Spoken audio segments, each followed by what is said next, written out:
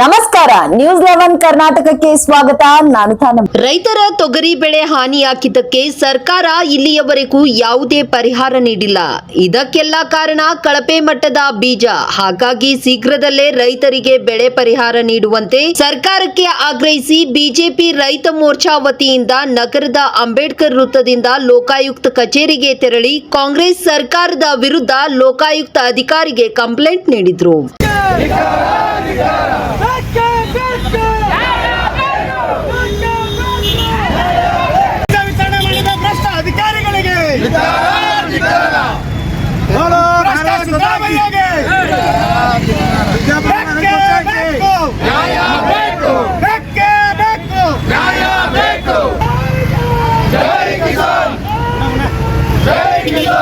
ಕಳಪೆ ಬೀಜ ವಿತರಣೆ ಮಾಡಿದ ಭ್ರಷ್ಟ ಅಧಿಕಾರಿಗಳಿಗೆ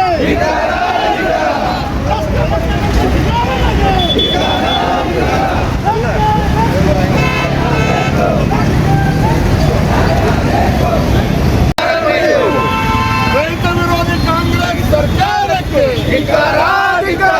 ರೈತ ವಿರೋಧಿ ಕಾಂಗ್ರೆಸ್ ಸರ್ಕಾರಕ್ಕೆ ರೈತ ವಿರೋಧಿ ಕಾಂಗ್ರೆಸ್ ಸರ್ಕಾರಕ್ಕೆ ಮಾಡಿದ ಕಾಂಗ್ರೆಸ್ ಸರ್ಕಾರಕ್ಕೆ ಬೇಕೇ ಬೇಕು ನ್ಯಾಯ ಬೇಕು ಬೇಕೇ ಬೇಕು ನ್ಯಾಯ ಬೇಕು ಕಳಪೆ ಬೀಜ ವಿತರಣೆ ಮಾಡಿದ ಭ್ರಷ್ಟ ಅಧಿಕಾರಿಗಳಿಗೆ ರೈತ ವಿರೋಧಿ ಕಾಂಗ್ರೆಸ್ ಸರ್ಕಾರಕ್ಕೆ ರೈತ ವಿರೋಧಿ ಮುಖ್ಯಮಂತ್ರಿಗೆ ಕಳಪೆ ಬೀಜ ವಿತರಣೆ ಮಾಡಿದ ಭ್ರಷ್ಟ ಕಾಂಗ್ರೆಸ್ ಸರ್ಕಾರಕ್ಕೆ ಬೇಕೇ ಬೇಕು ನ್ಯಾಯ ಬೇಕು ಬೇಕೇ ಬೇಕು ನ್ಯಾಯ ಬೇಕು ತೊಗರಿ ಬೆಳೆಗೆ ಪರಿಹಾರ ಕೊಡಿ ತೊಗರಿ ಬೆಳೆಗೆ ಪರಿಹಾರ ಕೊಡಿ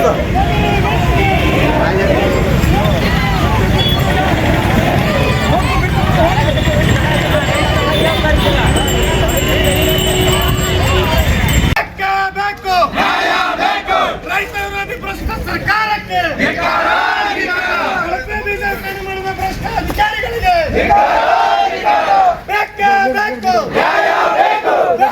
ಕಳಪೆ ಬೀಜ ವಿತರಣೆ ಮಾಡಿದ ಕಾಂಗ್ರೆಸ್ ಸರ್ಕಾರಕ್ಕೆ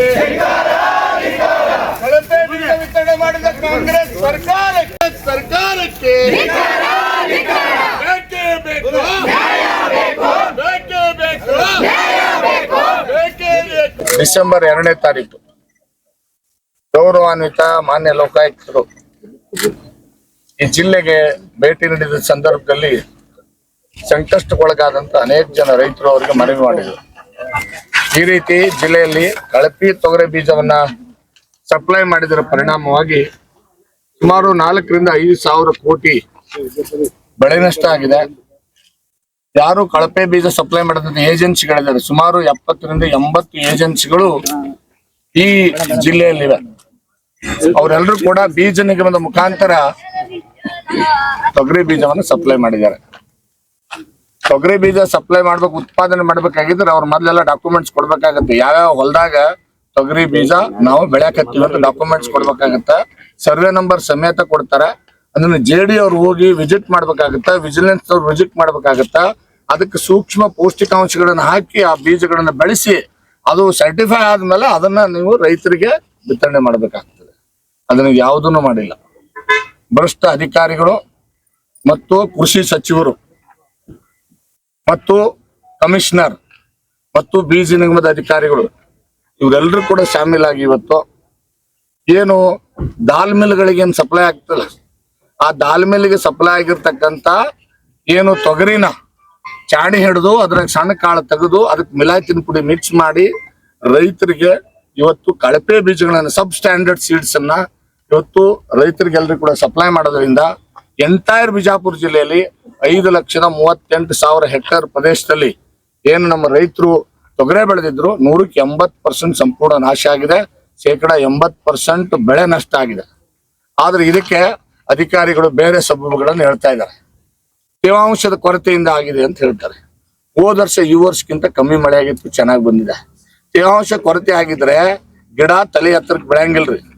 ಇದನ್ನ ಅಧಿಕಾರಿಗಳು ಯಾರು ಏನೋ ಕಿವಿನಲ್ಲಿ ಹೂ ಇಡ್ತಕ್ಕಂಥ ಕೆಲಸ ಮಾಡ್ತಾ ಇದಾರೆ, ದಾರಿ ತಪ್ಪಿಸ್ತಕ್ಕಂಥ ಕೆಲಸ ಮಾಡ್ತಾ ಇದಾರೆ. ಎರಡನೇದು ಹೇಳ್ತಾರೆ, ಅವರು ಮಂಜು ಬಿದ್ದು ಹಾಳಾಗೋಗೈತೆ. ಮಂಜು ಬಿದ್ದಿದ್ರೆ ಮಂಜಿಗೆ ಮೊದಲು ಎಫೆಕ್ಟ್ ಆಗೋ ಏನು ಬೆಳೆಗಳು ಅಂದ್ರೆ ಅದು ತೋಟಗಾರಿಕೆ ಬೆಳೆ, ಅದರಲ್ಲಿ ವಿಶೇಷವಾಗಿ ದ್ರಾಕ್ಷಿ ಬೆಳೆ. ನಮ್ಮಲ್ಲಿ ದ್ರಾಕ್ಷಿ ಬೆಳೆ ಚೆನ್ನಾಗಿದೆ, ಬೇಕಿದ್ರೆ ದ್ರಾಕ್ಷಿ ಬೆಳೆಗಾರ ಇಲ್ಲಿ ಬಹಳ ಜನ ಬಂದಾರ, ಅವ್ರನ್ನೆಲ್ಲರೂ ಕೂಡ ನೀವು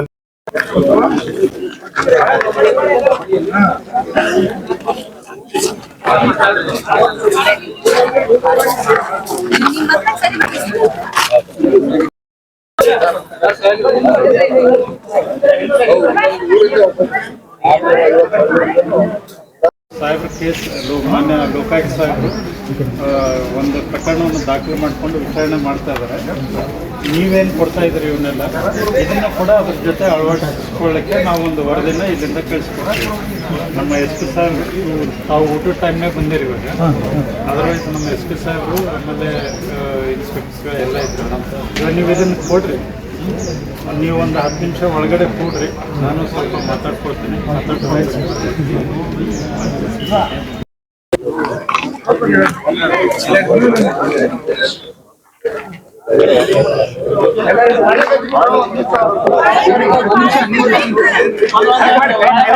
ಕಳೆದ 15 ದಿನದಿಂದ ವಿಜಯಪುರ ಜಿಲ್ಲೆಯಲ್ಲಿ ಸುಮಾರು 5,34,000 ಹೆಕ್ಟೇರ್ ಪ್ರದೇಶದಲ್ಲಿ ಬೆಳೆದಿರ್ತಕ್ಕಂಥ ತೊಗರಿ ಬೆಳೆ ಸಂಪೂರ್ಣ ನಷ್ಟ ಆಗಿದೆ.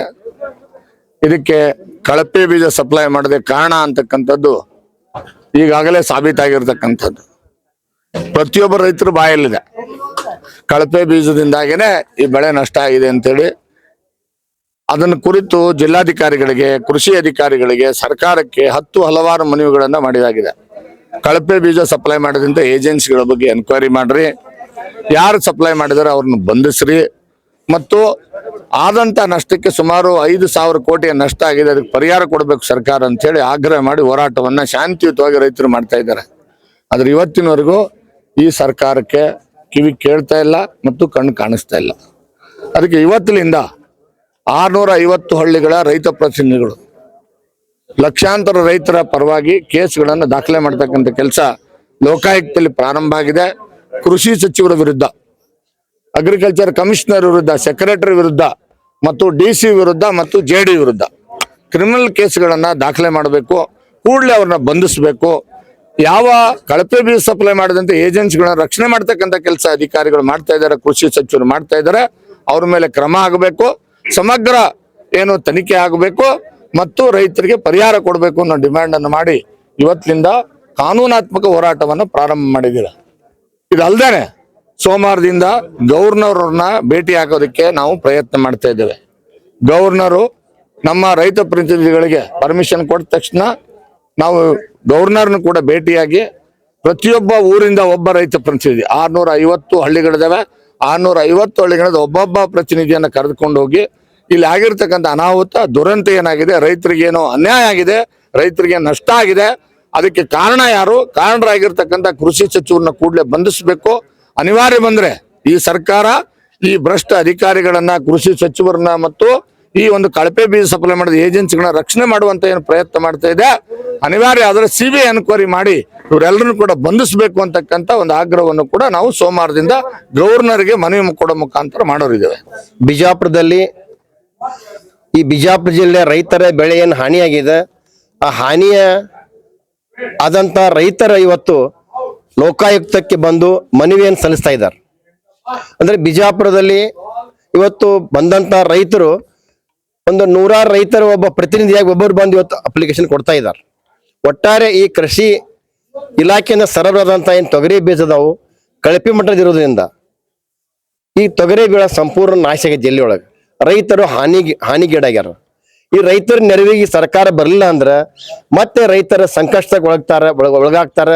ಈಗ ರೈತರ ಬೆಳೆ ಕಮರ್ಷಿಯಲ್ ಬೆಳೆ ಅಂದ್ರೆ ತೊಗರಿ ಬೆಳೆ ಒಂದ, ಆ ಬೆಳೆನ ಇವತ್ತು ಕೈ ಕೊಟ್ಟದ್ರಿಂದ ರೈತರು ಬಹಳ ಸಂಕಷ್ಟನಾಗದಾರ.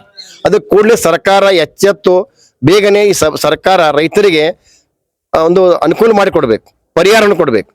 ಅದನ್ನು ಬಿಟ್ಟು ನಾವು 15 ದಿವಸದಿಂದ ಸತತ ನಮ್ಮ ರಾಜ್ಯಾಧ್ಯಕ್ಷ ಅಂತ ಎಸ್ ನಡಳ್ಳಿ ಅವರ ನೇತೃತ್ವದಲ್ಲಿ ನಾವು ಹೋರಾಟ ಮಾಡ್ತಾ ಇದೀವಿ. ನಮ್ಮ ಉದ್ದೇಶ ಇಷ್ಟೇ, ನೀವು ಸರ್ವೆ ಮಾಡಿ ಅದನ್ನ ಸರ್ಕಾರಕ್ಕೆ ನೀವು ಅದನ್ನ ಸಲ್ಲಿಸ್ರಿ ಅಂತ ಒತ್ತಾಯ ಮಾಡ್ತಾ ಇದೀವಿ.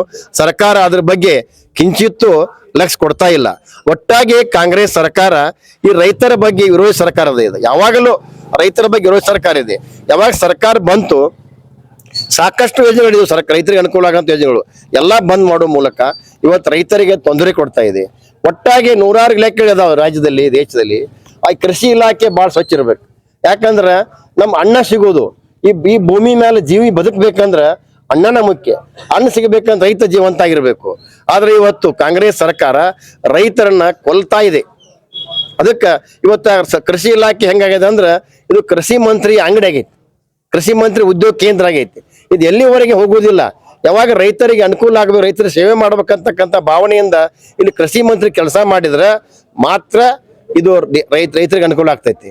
ಅದು ಇದನ್ನ ತಮ್ಮ ಮೂಲಕ ಮನವಿ ಮಾಡ್ತಾನು, ಈ ಕೃಷಿ ಮಂತ್ರಿ ಬೇಗ ತೊಲಗಬೇಕು. ರೈತರ ಬೆಳೆ ತೊಗರಿ ಬೆಳೆ ಹಾನಿಯಾದಕ್ಕೆ ಸರ್ಕಾರ ಇಲ್ಲಿ ಮಠ ಯಾವುದೇ ಒಂದು ಸರ್ವೆಯನ್ನು ಮಾಡಿಲ್ಲ. ಮತ್ತು ಅದು ಎಷ್ಟು ಜಮೀನುಗಳ